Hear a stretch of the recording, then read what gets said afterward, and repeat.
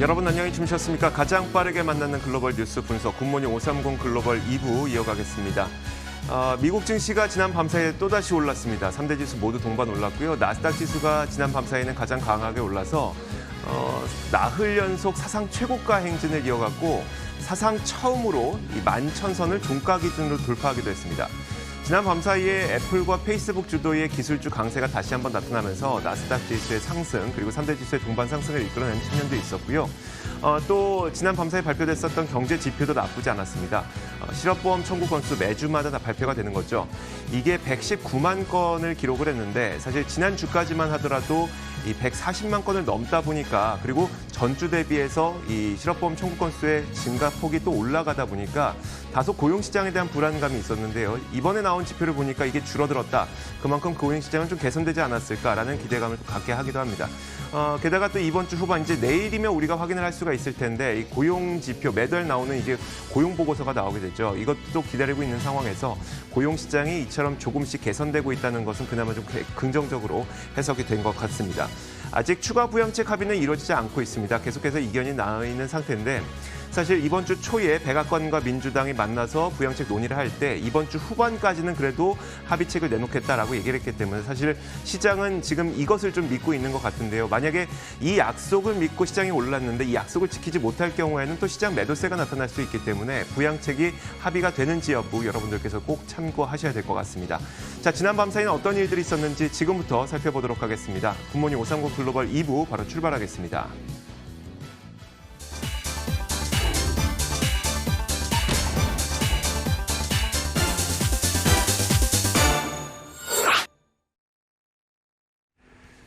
자, 미국 증시의 마감 동향부터 확인해 보겠습니다. 클로징벨 중계석이고요. 오늘도 장혜진 앵커 그리고 로제스타 투자자문 최진석 포트폴리오 팀장 함께하겠습니다. 어서 오세요. 자, 오늘 장혜진 앵커가 먼저 3대 지수 어떻게 마감된지 정리해 주실까요? 네, 현지 시간 6일 미국 3대 지수는 일제히 오른 채 기분 좋은 상태로 문을 닫았습니다. 신규 부양책 협상이 아직까지 이루어지지 않아서 이를 주시하면서도 깜짝 실업지표 발표와 기술주 강세 힘입어서 일제히 오른 채 마감을 한 건데요. 나스닥 지수는 이날로서 7거래일 연속 상승을 하면서 사상 처음으로 마감 기준 11,000선을 돌파했습니다.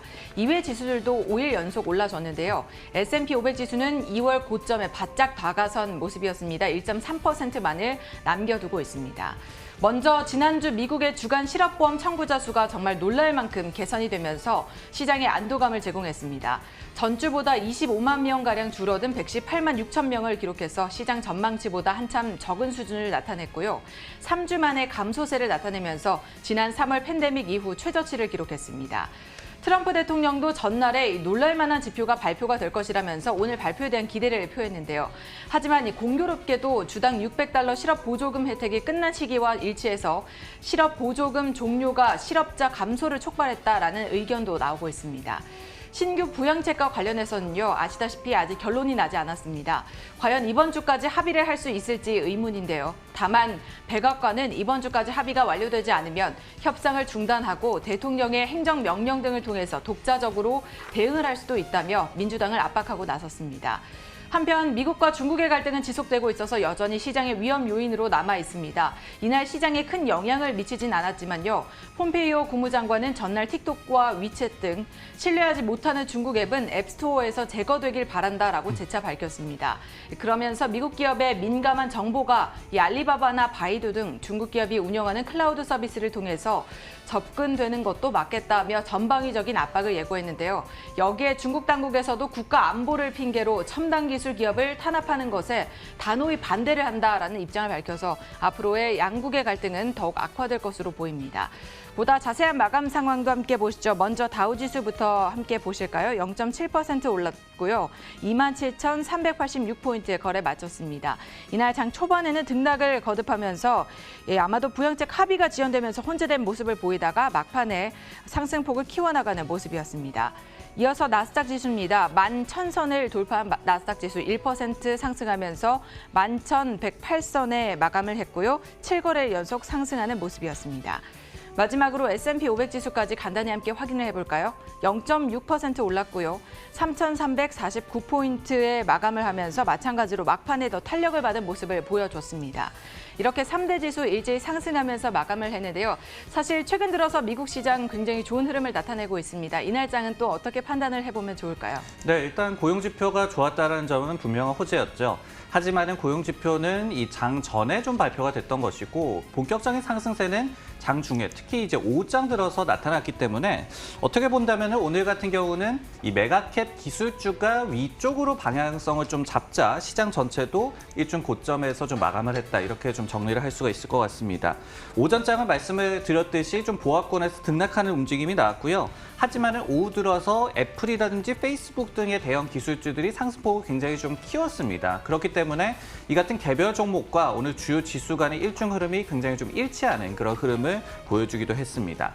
미국 질병통제예방센터 CDC에서 코로나19 확산이 적은 20개국에 대해서 여행 제한을 해제하겠다라고 밝혔죠. 그러면서 관련주가 좀 부스트를 받는 그런 모습이 나왔고 그리고 경제 정상화에 대한 기대 역시도 오후장 들어서 투자 심리를 좀 지탱하는 역할을 한 것 같습니다. 다만 이 CNBC 유명 진행자죠. 짐 크레이머가 재정부양 법안 합의 지연 시에 시장이 조정할 것이다라고 경고를 하는 등 관련해서 불확실성은 조금은 좀 남아있는 그런 상황입니다. 자, 이어서 상품 시장도 살펴보도록 하겠습니다. 금값이 또다시 사상 최고가 행진을 이어갔습니다. 장중 한때 2080선까지 올라가기도 했었는데요. 상승 탄력을 소폭 줄여서 2070선 정도의 선물 시장에서 마감이 됐습니다. 달러 약세가 계속 진행이 되고 있고 또 추가 부양책에 대한 기대감이 남아있다 보니까 금값이 올랐다는 분석이 나오고 있고요. 지난 밤사이 선물 시장에서 금값은 1.27% 올랐습니다. 2,075.3달러에 거래를 마쳤습니다. 자, 이런 가운데 국제 유가는 소폭 조정이 나오는 모습이었습니다. 전날까지만 하더라도 국제 유가는 5개월 내 최고치를 기록하기도 했었죠. 이 소식뿐만 아니라 이라크의 연료 수요 악화로 감산이 예정되어 있다. 이런 소식이 들려왔으니까 그런 것들이 유가의 상승 동력으로 작용하긴 했습니다만 여전히 아직까지는 코로나 팬데믹에 대한 우려가 아직 남아있는 상태고요. 추가 부양책이 나오지 않고 있다 보니까 이게 상승 탄력을 좀 제한하는 모습이었습니다. 달러 약세가 계속 진행이 되고 있다 보니 이 하락폭도 좀 제한적인 모습이었는데요.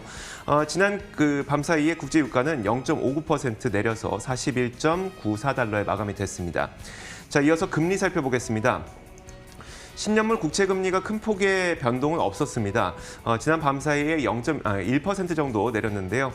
0.540%에 마감이 됐고 달러 가치도 살펴보도록 하겠습니다. 달러 인덱스는 0.08% 내려서 약세의 기조를 이어갔습니다. 92.79까지 움직인 채 마감이 됐습니다. 자, 이렇게 상품 선물 시장 확인해봤습니다. 글로벌 외신 보도록 하겠습니다.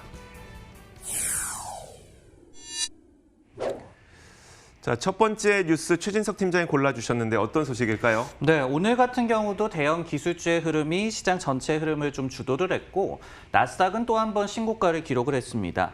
이런 가운데서 골드만삭스가 코로나19 백신이 승인된다라고 한다면은 시장의 판도가 뒤집힐 수 있다라고 분석을 내놓았는데요. 관련된 기사를 가져와 봤습니다. 이 현지 시각으로 5일 수요일에 제시한 분석이 되겠는데요. 11월 말에 백신이 승인될 가능성을 증시가 과소평가하고 있다라고 골드만 측에서는 지적을 했습니다. 그러면서 백신 승인 시에 일드 커브 심화, 그리고 경기 민감주라든지 금융주의 강세 또는 또 기술주의 독주가 꺾일지도 모른다라는 전망을 내놓았습니다. 여기에 한 가지 더해서 미국의 이 대선이 11월에 예정이 돼 있죠. 그렇기 때문에 행정부 교체까지 염두를 좀 한다면은 무역 정책 관련된 리스크가 좀 완화가 되고 반면에 미국에서의 세금 부담은 좀 늘어나는 그런 양상이 전개가 되면서 신흥국 증시가 오히려 좀 수혜를 받을 것으로 예상을 했습니다.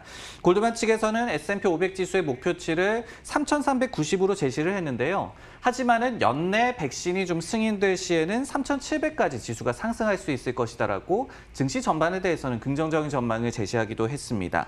다만 또 이 투자 전략 이 전환 시기와 관련해서는 옵션 거래를 제외한다면은 투자자들이 아직 시장 변화에 대응해서 미리 적극적으로 전략을 바꾸기에는 이른 시점이다라는 얘기도 덧붙였습니다.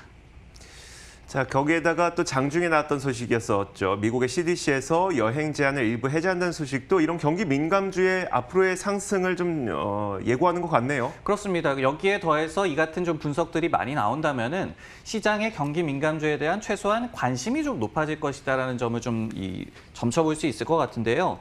CDC가 코로나19 위험이 좀 낮은 것으로 판단되는 20개국에 대한 여행 제한을 해제를 시켰습니다. 이게 오늘 오후장 들어서 이 장중에 전해진 소식이었죠.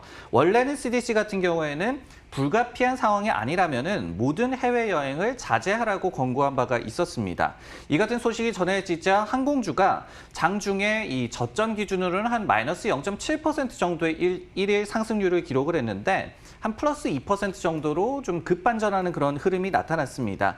이렇게 좀 지수가 지속적으로 좀 오르고 있는 상황, 즉 추가 상승에 대한 부담이 있는 가운데서도 이 순환매 가능성을 계속해서 좀 염두해야 할 시점이 다가오는 것 아닌가라는 생각이 듭니다. 다만 아직 코로나19 백신 이 조기 승인에 대한 여기에 과연 이게 가능할지 이 경계론도 남아 있는 상황이죠. 어떻습니까? 네, 골드만 측에서는 일단은 그 시나리오를 제시를 한 게 연내 백신이 승인될 것이고 그리고 내년 중반까지는 범용이 될 것이다라는 그런 전망이었습니다. 화이자 같은 경우에도 올해 10월에 조기 사용 승인이 가능할 것으로 자체적으로 전망을 내놓은 바가 있기 때문에 그렇게 불가능한 시나리오라고 보여지지는 않습니다. 하지만 이 말씀해 주셨듯이 좀 경계론도 남아 있는데요. 오늘 또 마침 SVB 리링크라는 기관에서 코로나19 백신 관련주의 지금 시총이 한 1,150억 달러 정도까지 치솟은 상태다. 근데 과도한 낙관론에 대해서는 좀 경계를 해야 한다는 그런 메시지를 제시하기도 했습니다. 현재 이 백신 관련주들 밸류에이션은 정부 계약이 공급량을 초과할 정도로 굉장히 좀 많이 나타날 것이고 그리고 이 백신이 브랜드 의약품에 버금가는 이익을 낼 수 있다는 점을 반영하고 있다고 지적을 했는데요. 다만 모든 백신 관련주를 부정적으로 본 것은 아니었습니다. 현재 화이자와 공동으로 백신을 개발하고 있는 바이오엔텍에 대한 목표 주가는 42달러에서 69달러로 이 기간에서 상향 조정하기도 했습니다. 네, 다음 뉴스는 이주혜 앵커의 픽입니다. 내용 확인해 보겠습니다. 자, 경기 회복 모멘텀이 조금씩 둔화되고 있는 조짐이 포착되고 있어서 이 관련 내용을 로이터에서 보도를 했습니다. 지난 2개월 동안 이 경기 회복 모멘텀은 굉장히 강하게 반등을 했었는데 한 7월 들어서면서부터 이 모멘텀이 좀 둔화되고 있다는 소식인데요. 소매 판매 데이터 그리고 시급 근로자의 데이터 이런 것들이 이를 증명하고 있다고 합니다. 그렇기 때문에 부양책이 나오지 않게 된다면 시장 매도세가 나올 수 있다. 이런 분석도 나오고 있는 거고요. 자, 그림을 통해서 한번 확인해 보도록 하겠습니다. 자, 지금 이 보고 있는 게 바로 소매 판매 데이터와 그리고 시급 근로자들의 고용 추세 데이터입니다. 이 네 가지 그래프인데 이 네 가지 가운데 두 가지가 고용이고요. 나머지 두 가지가 소매 판매입니다. 지금 화면에서 보고 있는 것처럼 3월 팬데믹 당시에 이렇게 급격하게 지표가 안 좋아진 걸 볼 수가 있고요. 4월의 바닥을 찍고 이 회복세를 보이고 있는데 5월부터 6월까지는 회복세를 보였지만 7월 들어서는 굉장히 그래프가 둔화되는 모습을 보일 수가 있죠. 예를 들어서 이렇게 볼 수 있습니다. 크로노스에 따르면 이 시급 근로자의 고용 추세가 지난 5월에는 8.7%나 올랐다고 합니다. 그랬던 것이 6월 들어서 5.9%로 상승하긴 했지만 상승 탄력이 좀 줄어들었고요. 7월에는 이게 단 1%밖에 상승하지 않았다고 합니다. 이만큼 회복 모멘텀이 둔화되고 있기 때문에 만약에 추가 부양책이 합의되지 않는다면 정말 시장에서는 매도세가 나오지 않을까 싶은데요. 조금 전에 이제 그 팀장님 말씀해 주셨던 짐 크레이머가 이런 얘기를 했던 겁니다. 만약에 백악관과 민주당의 합의가 이루어지지 않는다면 시장은 우리가 매도세를 보게 될 것이다 라고 얘기를 했는데 이 백악관과 민주당은 이번 주 초에 발표하기를 주 후반까지는 합의를 이뤄내겠다고 얘기를 했기 때문에 시장은 이것을 믿고 사실 지금까지 올라왔거든요. 만약에 이 약속을 지키지 못하게 될 경우에는 실망 매물이 나올 가능성도 있는데 팀장님 이 그 경기 회복의 모멘텀이 둔화되고 있다는 것 어떤 식으로 바라봐야 될까요? 네, 저희가 경기가 잘 회복되고 있는지에 대해서는 카드를 얼마나 쓰는지, 카드 지출 이 추이를 좀 본다면 힌트를 얻을 수 있을 것 같습니다. 최근에 마스터카드가 실적을 발표를 했죠. 그러면서 이 미국에서의 결제액 수치를 좀 자세히 발표를 했는데요.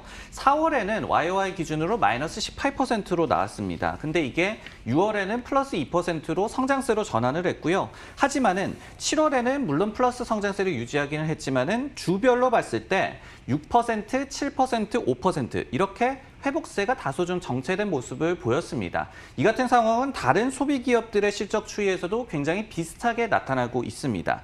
미시건대 소비자 신뢰 지수 같은 경우에도 7월 말에 특히 이 지수가 악화된 것으로 나타나기도 했죠. 그렇기 때문에 미시건대 측에서도 추가 부양책이 필요하다라고 강조를 했습니다. 결국 이 같은 상황을 어떻게 좀 바라봐야 할 것이냐. 결국 코로나19 재유행에 대한 경제에 대한 영향은 확실했다. 그렇기 때문에 굉장히 좀 아쉽기는 하죠. 하지만은 회복이 정체되고 있다는 점을 인정을 해야 될 것 같고, 그렇기 때문에 그만큼 시장에서 그 브릿지 역할을 해줄 또 다른 재정부양 법안 합의를 기다리고 있는 것 같습니다. 자, 이어서 장혜진 앵커가 꼽은 외신도 살펴보죠. 네, 트럼프 대통령이 중국 등 외국 기업에 대한 의약품, 의료 장비 의존도를 낮추도록 하는 행정명령에 곧 서명할 예정이다라고 전해드렸었는데, 저희가 방송을 하는 사이에 이 트럼프 대통령이 오하이오 월풀 제조 공장을 방문해서 이 방문한 자리에서 이 행정명령에 서명을 했다라고 밝혔습니다. 이번 행정명령에 따라서 미국 정부는 핵심 의약품 목록을 만들어서 중국과 같은 해외 국가가 아닌 미국 기업으로부터 사도록 이렇게 적용시킬 예정인데요. 이를 통해서 미국 기업들이 의약품을 빠르게 개발할 수 있도록 이 각종 규제도 완화할 계획이라고 덧붙였습니다. 트럼프 대통령은 그러면서 중국과 같이 다른 나라, 다른 국가들이 언제 미국에 등을 돌리고 이런 공급을 막을지 모르는 상황이라며 따라서 이 같은 결정을 내렸다라고 전했는데요. 코로나19 확산 이후 미국에서는 의약품의 해외 의존도가 너무 높다는 지적이 사실 많이 일었습니다. 미국은 처방전 없이 살 수 있는 이 OTC, 오버 더 카운터 진통제마저도 부족한 상황에 직면해 있는 상태인데요. 특히 해열 진통제로 쓰이는 아세트아미노펜과 항생제, 고혈압 처방약 등은 중국이 대부분의 공급 원료를 제공하고 있습니다. 지난달에도 트럼프 대통령이 이에 따라서 미국의 약 가격이 해외 약 가격과 비슷해야 한다라는 이런 내용을 담은 행정명령에 서명을 한 바 있죠. 이번 행정명령 역시 미국산 구매를 의무화하는 바이 아메리칸 조항을 비롯해서 미국 신약의 승인 가속화 조치, 또 첨단 제조기술 사용 활성화 조치 등을 담고 있을 것으로 예상되고 있습니다. 행정명령이 시행이 되게 되면 FDA에서는 이번 명령에 영향을 받는 필수 의약품 목록을 좀 작성을 해서 앞으로의 대책 등을 공개할 예정인데요. 트럼프 대통령이 이 행정명령에 서명을 했습니다. 관련 업종에게는 아마도 호재라고 보는 것이 좋겠죠. 네, 사실 금일 제약주의 흐름이 그렇게 좋지는 않았습니다. 하지만은 말씀해 주셨듯이 분명한 좀 수요처가 생긴다는 점에서, 그렇기 때문에 제약사들의 실적 가시성이 좀 높아질 수 있다는 점에서는 분명히 좀 호재로 해석할 수 있을 것 같고요. 그리고 트럼프 같은 경우에는 전 정권 대비해서 제네릭 의약품에 대한 승인을 굉장히 좀 많이 해준 그런 행정부입니다. 즉 원래도 신약 승인에 대해서는 굉장히 적극적인 인물이었기 때문에 이와 좀 궤를 같이 하는 그런 행보라고 보여지고요. 다만 이 트럼프가 약가 인하라든지 이런 제약주의 잠재적인 악재가 될 만한 그런 정책도 계속해서 동시에 주장을 하고 있기 때문에, 그리고 또 한 가지 더해서 대형 제약사들이 이렇게 정부의 어떤 통제를 받는 것을 또 싫어할 수도 있습니다. 이런 부분에 대해서는 일부 불확실성은 또 유지가 되고 있다라고 정리드릴 수가 있겠습니다. 자, 이렇게 지난 밤사이 나왔던 여러 가지 글로벌 뉴스 살펴봤습니다. 이어서 종목 뉴스 확인하겠습니다.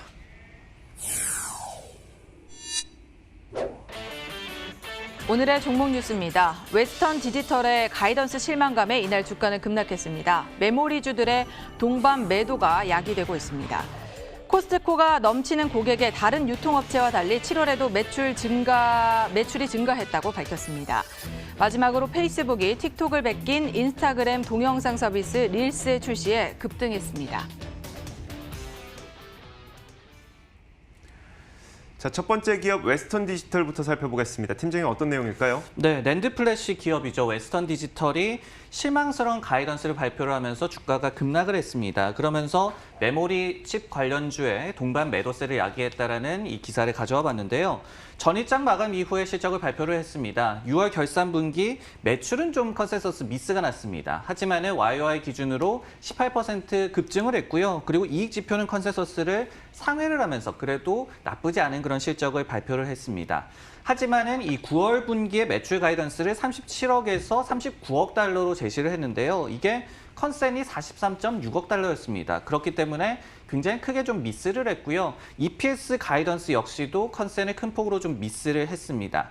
이러면서 올해 이미 주가 흐름이 굉장히 좀 부진하게 나타나고 있는 웨스턴 디지털의 6일 목요일장에서의 이 급락세가 나타났는데요. 한 15% 이상의 주가 급락세가 나타났습니다. 그리고 이 5월 분기 기준으로 낸드에 대한 매출 비중이 31%나 됐던 마이크론 테크놀로지 같은 경우에도 이 같은 좀 여파를 받으면서 오늘 4.6%나 급락하면서 마감을 하고 말았는데요. 하지만 이렇게 웨스턴 디지털 실적 발표 내용 중에서 나쁜 소식만 있었던 것은 아닙니다. 사측에서 팬데믹에 피해를 입었던 일반 소비자용 제품 수요 같은 경우에는 또 반등이 기대된다는 일부의 좀 좋은 소식을 전하기도 했습니다. 자, 반도체 업종의 특성상 한 기업의 이 실적이 안 좋게 되면은 연쇄 반응으로 다른 기업들의 주가도 똑같이 영향을 받더라고요. 그런 것 때문에 참 주의가 필요한데 그럼 실적 발표 이후에 부정적인 투자 의견이 많이 늘어났을까요? 네, 일단 웨스턴 디지털 관련해서는 좀 일제히 목표 주가가 하향되는 흐름이 나왔어요. 예를 들어서 코엔 같은 경우에는 목표 주가를 70달러에서 50달러로 내렸는데요. 메모리와 스토리지 업계의 이 전반기에 어떤 선수요가 어느 정도였는지, 그러니까 하반기에 수요가 얼마나 떨어질지에 대해서 가늠할 필요가 있다라고 얘기를 했습니다. RBC 같은 경우에도 목표 주가를 70달러에서 57달러로 내렸는데요. 수요 회복이 생각보다 오래 걸릴 것이다라고 분석을 했습니다. 그러면서 이 기업에 대해서는 수익성 개선 흐름을 입증해야 하는 과제도 있다라고 지적을 하기도 했습니다. 네, 웨스턴 디지털은 사실 메모리 반도체 기업인데요. 혹시 다른 유형의 이 반도체주에 주는 시사점이 또 있을까요? 웨스턴 디지털 같은 경우에는 이제 19년도 회계연도, 그러니까 19년도 6월까지 끝난 그 회계연도 기준으로 이 하드디스크 그리고 낸드용 칩의 매출 비중이 한 반반 정도 되고요. 그리고 낸드 점유율 3위, 그러니까 한 15% 정도를 차지하는 그런 메모리 반도체 기업입니다. 근데 부문별로 한번 살펴보면요. 일반 고객용이 있고 그리고 데이터 센터용으로 크게 좀 나눠볼 수가 있습니다. 문제는 이번 컨콜에서 클라우드 서비스사들이 전반기에 굉장히 주문을 늘렸었다. 그러면서 후반기에는 다이제스션 모드, 즉 좀 이 같은 이 선수요를 그리고 선주문 물량을 소화를 하면서 좀 주문을 줄일 수가 있다는 점을 시사를 했거든요. 그렇기 때문에 이런 부분들이 데이터 센터 이 엔드마켓을 좀 겨냥을 하는 반도체주에는 또 투자 심리를 약화시키는 요소로 작용할 수가 있을 것 같고요. 반도체주 같은 경우에는 좀 나눠볼 수 있을 것 같습니다. 코로나19 팬데믹에 따라서 소비자용 제품 같은 경우에는 수요가 굉장히 부진했죠. 근데 집콕 트렌드 확장에 따라서 데이터 센터 등의 좀 제품 수요는 굉장히 좀 호조를 띠면서 이 같은 악재를 상쇄를 해왔습니다. 그렇기 때문에 이제는 코로나19가 좀 잠잠해지는 시점에서 반대의 상황, 즉 소비자용 제품 수요 회복이 데이터 센터 부문에서의 상대적인 부진을 좀 상쇄하는 역할을 기대해야 하는 그런 시점이 오지 않았나라는 생각이 듭니다. 네, 다음 종목 뉴스는 이조 앵커의 픽입니다. 내용 확인해 보겠습니다. 자, 이번엔 코스트코입니다. 제가 외신에서 전해드렸던 것처럼 7월에 이 소매 판매를 비롯한 회복 모멘텀은 분명히 둔화가 됐는데 그럼에도 불구하고 지난 7월 코스트코의 매출과 트래픽은 성장을 했다고 합니다. 심지어 같은 기간 JP모건에서 추정하기로는 다른 월마트와 타겟 같은 다른 유통업체들은 오히려 매출이 줄었을 것으로 추정이 되는데 반면에 코스트코만 나홀로 성장세를 이뤄가고 있다는 그런 이야기인데요. 자, 먼저 수치부터 한번 살펴보도록 하겠습니다. 코스트코가 지난 7월에 발표한 미국 내 에서의 매출과 트래픽 성장률은 4.5%였습니다. 이건 전년 동기 대비고 전월과 비교해서도 8.8%나 늘었다고 밝혔는데요. 자, 애널리스트들이 분석한 바에 따르면 코스트코가 보유하고 있는 이 넘치는 고객 덕분에 7월에도 매출 성장세가 가능했다라고 분석을 하고 있습니다.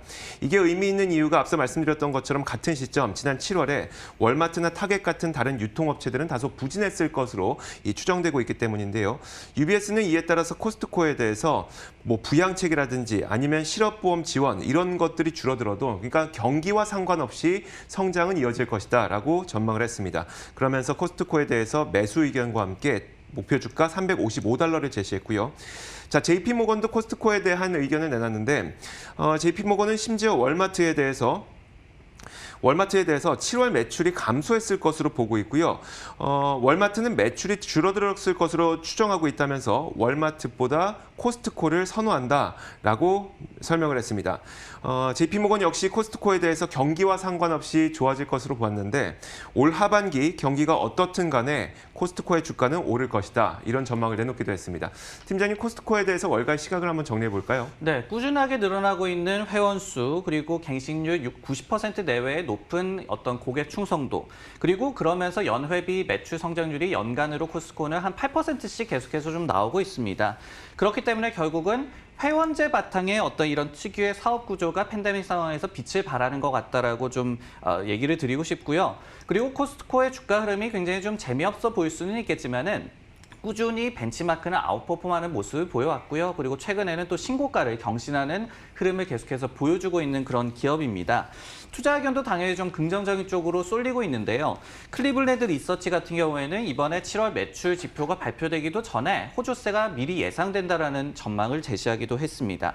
여기에 또 더해서 7월 수치 가운데서 전자상거래 매출이 리포티드 기준으로 YOY 75%나 급증한 것으로 나타나기도 했거든요. 코스트코 같은 경우에는 온라인 이 매출 비중이 그렇게 높지는 않은 기업이지만은 그래도 이런 트렌드 변화에도 민감하게 반응하고 있고 또 성공을 거두고 있다는 점 역시도 긍정적으로 평가를 할 수가 있을 것 같습니다.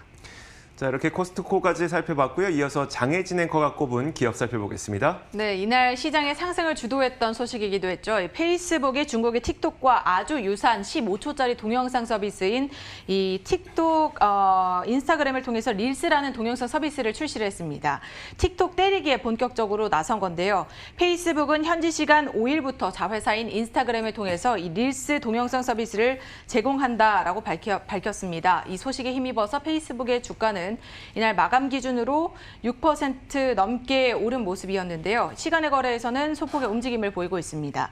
사실 페이스북은 지난 2018년에도 틱톡을 따라서 베낀 애플리케이션 라쏘를 내놓긴 했습니다. 하지만 이 짧은 동영상 시장에서 틱톡이 이미 선점을 한 그런 상태였어서 이를 뛰어넘지 못한 채 사업을 한번 접은 바가 있습니다. 하지만 이번에는 2년 전과 상황이 좀 다르다는 분석인데요. 트럼프 행정부가 미국 시장에서 이 틱톡 강제 매각과 또 사용 금지 압박을 넣고 있어서 틱톡이 미국 내 사용이 좀 불가피해지면서 설 자리가 없어졌기 때문입니다. 따라서 미국 정부도 페이스북에 기회를 열어줄 가능성이 굉장히 높다라는 그런 기대감이 일고 있고요. 틱톡의 최고 경영자는 이를 두고 짝퉁이다, 모방 제품이다라고 비난을 하기도 했지만 릴스의 출시는 마이크로소프트가 이 틱톡 미국 사업을 인수하겠다고 발표한 지 얼마 안 돼서 이뤄져서 아마도 이 틱톡에 대한 경계심을 페이스북이 꾸준히 가지고 여기에 대해서 좀 대응을 한 것으로 보입니다. 특히 지난주에 빅테크 기업들의 반독점 청문회에서 페이스북이 꾸준하게 이 베끼기에 대한 논란을 가지고 가는 상태라서 페이스북에 과연 이 릴스가 도움이 될지 호조가 될지 악재가 될지는 앞으로 더 지켜봐야 될 상황인 것 같은데요. 시장에서는 어떤 기대감을 보이고 있을까요? 네, 페이스북이 이미 틱톡의 유명 크리에이터들을 좀 영입을 하기 위한 그런 영입전에 나서고 있다는 얘기가 들려오고 있습니다. 그리고 틱톡이 만약에 이렇게 서비스 중단의 위기에 처해 있는 그런 상황이기 때문에 당연히 좀 인플루언서들도 이동을 할 수밖에 없는 그런 상황이 되겠죠. 인스타그램 릴스 같은 경우에는 원래도 브라질 등지에서 시범 테스트를 했었습니다. 근데 그때는 크게 주목을 받지 못했죠. 하지만은 현재는 미국의 틱톡 이용자의 좀 굉장히 많은 수를 흡수할 수 있을 것이라는 기대감이 좀 많이 나오고 있는 그런 상황입니다. 아거스라는 이 IB에서도 틱톡과 관련한 자체적인 악재는 페이스북 입장에서는 호재로 분석될 수 있다라고 해석을 했고요. 다만 페이스북 같은 경우에는 단기 리스크 요인으로 역시 반독점법 관련 조사를 또 꼽고 있었습니다. 자, 이렇게 지난밤사이 나왔던 여러 가지 글로벌 이슈와 함께 종목 뉴스까지 살펴봤습니다. 장혜진 앵커와 함께했고요. 로제타 투자자문 최진석 포트폴리오 팀장 수고하셨습니다. 고맙습니다.